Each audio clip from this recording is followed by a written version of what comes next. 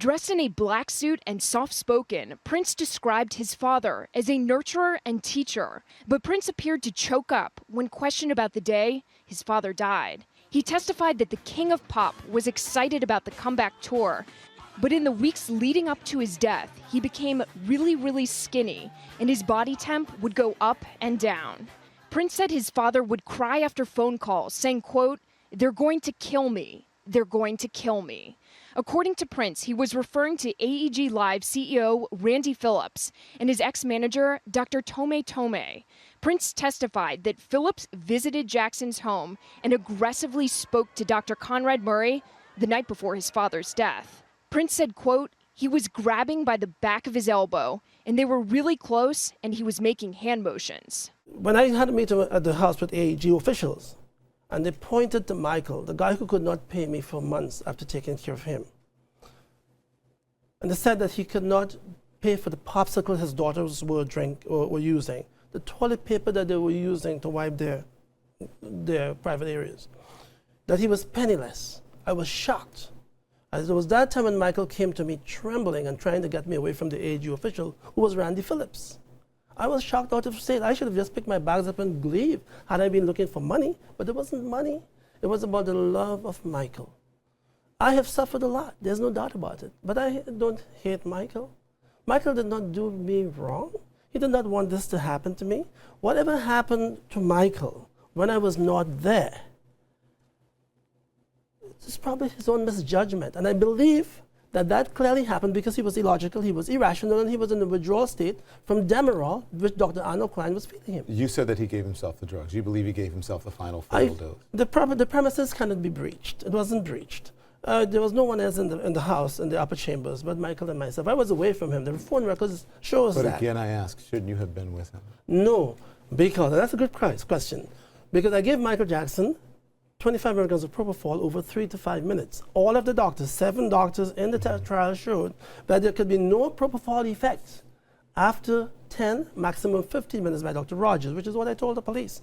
If I gave Michael Jackson between 1040 and 1050, 25 milligrams of propofol, the effect of the drug would be gone by 11. It's 7 p.m. on the West Coast, 10 o'clock on the East Coast. 5 years ago, what were you doing at this very moment? Well, you know, what time of day? You know, we talk about the time he came home, which was the night before, around 1, or just shortly after 1, and he just was not able to sleep. Okay, here's the timeline, just to refresh your memory. So 1 a.m., Murray summoned to Jackson's home, right? 1:30 a.m., 10 milligram tablet of Valium.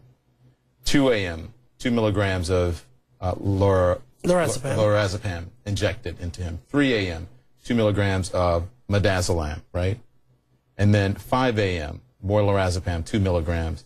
And then again, 7:30, 2 milligrams again of midazolam. And then propofol diluted, 25 milligrams. So were you ever worried about administering so many drugs to Michael Jackson? Did you ever think, like, you know, this person could die, but why are you giving him so many drugs? Certainly, I did not think Michael Jackson would die from 4 milligrams of lorazepam or 4 milligrams of midazolam. We give that all the time in the hospital. But certainly they were divided, and I was very cautious as far as giving Michael Jackson that kind of medication to sleep. As you know, before that time, Michael Jackson was on propofol. And I had won him successfully off of propofol. Up till 3 days prior to his death, he never received propofol. But not successfully then, if you had. You said you had weaned him up, but then why did he go back on? He did not go back on. Before that, I would treat Michael Jackson with an infusion, which was continuous. But the day he died, I did tell the police that I relented after all the pressure and all of the changes that Michael was going through. Unbeknownst to me, it was because he was in withdrawal of another substance. Which was? Demerol. Demerol. Which was brought about, which your lawyers asserted in trial that he was on Demerol. Well, he was on Demerol for years and decades. And if you see the doses that were given, if you look back into the video as I described from Dr. Arnold Klein, he made Michael Jackson a drug addict from Demerol. What were the changes that you said because of the changes his body was going through? It was just like Michael was a hamster. Could not sit down, could not rest. It was restless. And he cried and craved sleep. You said that actually in trial. Let's listen to when you said he was like on a hamster wheel. In the video, you said it. In the video that you have out, Dr. Conrad Murray talks. Let's watch this. So in Michael's case, what he needed that night was not Demerol. It was not propofol, excuse me. He needed to have Demerol. But since his supply chain was cut from Beverly Hills, he was on his own. And he had never shared that with me. So I had no idea why it was so impossible to see Michael like a hamster that night. Couldn't sit down, couldn't restless, looked as though he was out of the movie Thriller. And I could not imagine that he was doing something like this. Had I had any knowledge, his treatment would have been different.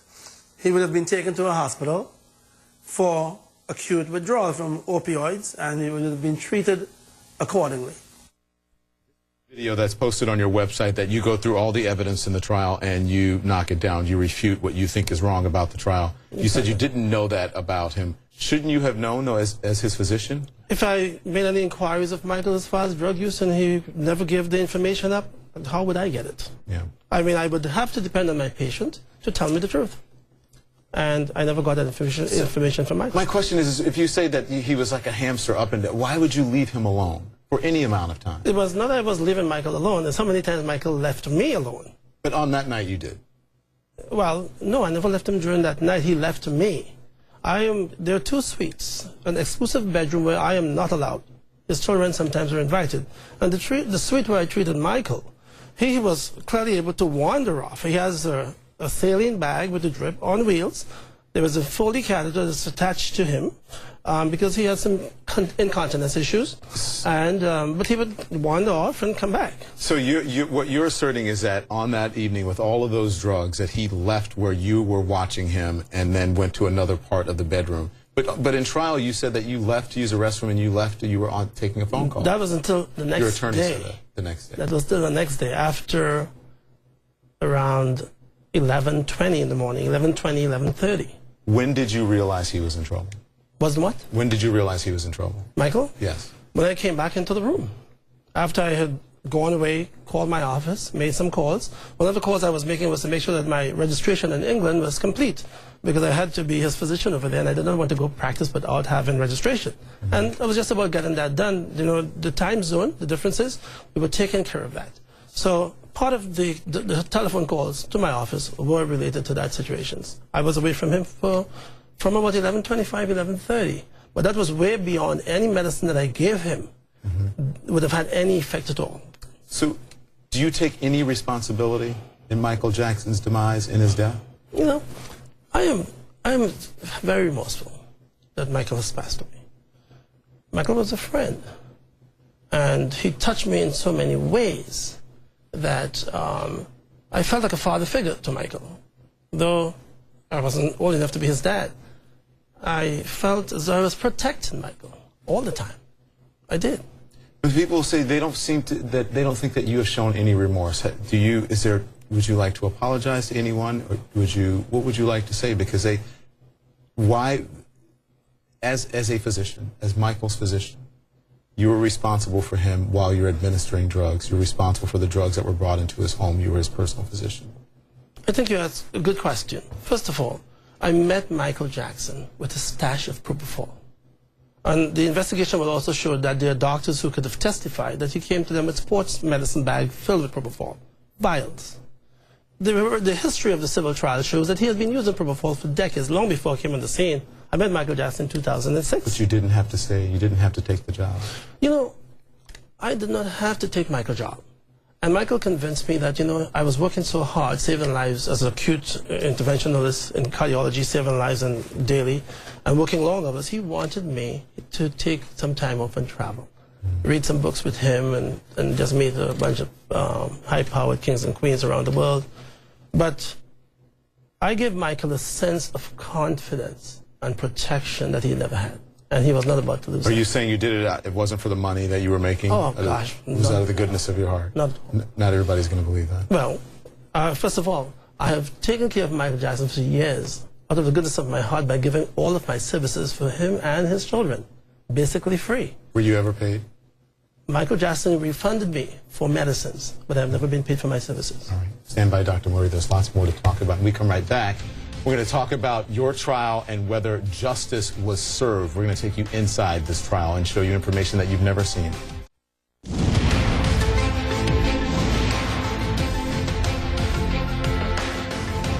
This is the 5th anniversary of Michael Jackson's death, and now the man who was convicted of his involuntary manslaughter, Dr. Conrad Murray, is back with me exclusively. This is his first and only American interview since he got out of prison, and he has agreed that no question is off limits, and he's going to answer everything honestly. So, I wanted to talk to you. You talked a little bit about why you took the job and stayed on, even though you knew that Michael had some issues. Did you identify with him? What did you see in Michael Jackson that drew you to him, and that, someone, Michael, who was scared of his own pain, maybe? Like a fan, like somebody who got to know Michael Jackson. Michael Jackson lived a life of pain for so many years, decades. His entire life is his existence. And after I learned about all of the pains that he had fathomed, I could not help but be sympathetic to this man. I could not help but to be empathetic. I could not help but to wear his shoe. And I could not help but to listen to him. But do you think that you said as a fan, did that cloud your judgment? Because in the end, it seemed that you did him more harm than good, no? Never. Because I was hired to make sure that Michael Jackson stayed healthy. But I agreed with AEG and those who were taking care of Michael's finances that I will show up in about 4 weeks and wind my practice down easily. However, I was hustled to California because the show was off track. It was going nowhere. Was this because of Michael Jackson's Because health? of Michael's performance. He was not rehearsing. He was not doing anything. Because he couldn't sleep? And AG had already spent $40 million. Why wasn't he rehearsing or doing anything? I have no idea. In June, I noticed he was a little thinner. And I was wondering, had he been eating? Had he been eating? And then I thought to myself, he's a dancer. He's a dancer. His body's his tool. He's working very hard. And he did say to you at one point, they're killing me, in reference to the fact that he was working so hard, rehearsing so hard. Yes, yes. He said, I need you to take care of me. I need you to feed me healthy like you have been. I need you to, do you have my beet juice? Do you have my beet juice in the refrigerator? Yes, Mr. Jackson, we have those things for you. They're killing me. They're killing me. I'm rehearsing very hard. Maybe 2 rehearsals a day. It's been 2 years since Michael Jackson died, and as his doctor, Conrad Murray, heads into court to face manslaughter charges, the controversy surrounding his death still rages on. Michael's sister, LaToya, claims that Dr. Murray was just the fall guy. She says there was a conspiracy to murder her brother. The judge refused to delay the trial of Dr. Conrad Murray. It's going to be taking place September 8th. It'll begin. Yes. Okay. He's being charged with involuntary manslaughter for administering these large doses of propofol, which caused Michael to overdose. The defense is saying that Michael was a desperate man. That's their position, the defense, for Conrad Murray. That he gave himself the drug in order to help him sleep. That he gave it to himself. That Dr. Murray did not give it to him. And what do you think about the defense's case? Okay, first of all, that's not true. And I've spoken to several different doctors. You cannot inject yourself with propofol like that alone. The minute you put it in, it goes into your system. You fall asleep immediately. Immediately, and doctors will tell you, and then you wake up after that. So somebody had to be standing there administering this to him. So he would not be able to overdose then? He would not be able to overdose had he done this himself. And I knew that that would be a subject. I knew it would come back because I was over Michael's body and handling everything, all the situations. And when they came back to say they wanted palm prints and things that they had already gotten, and the way and the angles that they were doing everything, I said, I find this to be quite interesting. What you must also keep in mind is that when Michael first passed, right after that, the following morning, I was told, the coroner came and he said that whoever did this intentionally. Michael had enough propofol in him, he said, to kill an elephant. Wow. Now, mind you, propofol, it just leaves your body immediately. With Michael, it didn't because he had a kidney and liver problem. So that made it stay into his system. But you don't think it was Dr. Murray who did it? Well, I think there was a conspiracy, absolutely, Elizabeth. It was a conspiracy, and a lot of people were involved in this, and they know who they are.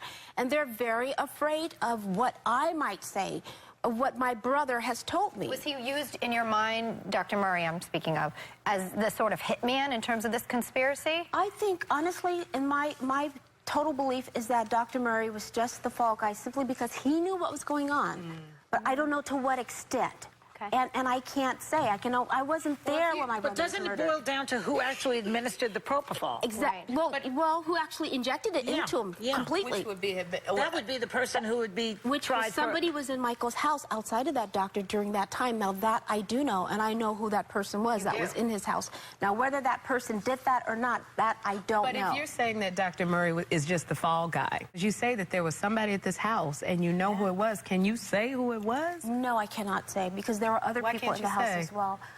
Because I prefer not to at the moment, but I will say this: I would love to have a one-on-one with several people. One person I would love to have. Safe? I would love to have a one-on-one with probably. I mean, Did you say that because you think that you could If you instinctively had a get brother from or that? sister that passed, Yes. and you knew that your sister or brother were telling you that they were going to do this to him, that it was a group of people, Yes. and this is what's going to happen to me step by step, the way he said it, not only to me, but to my mother as well.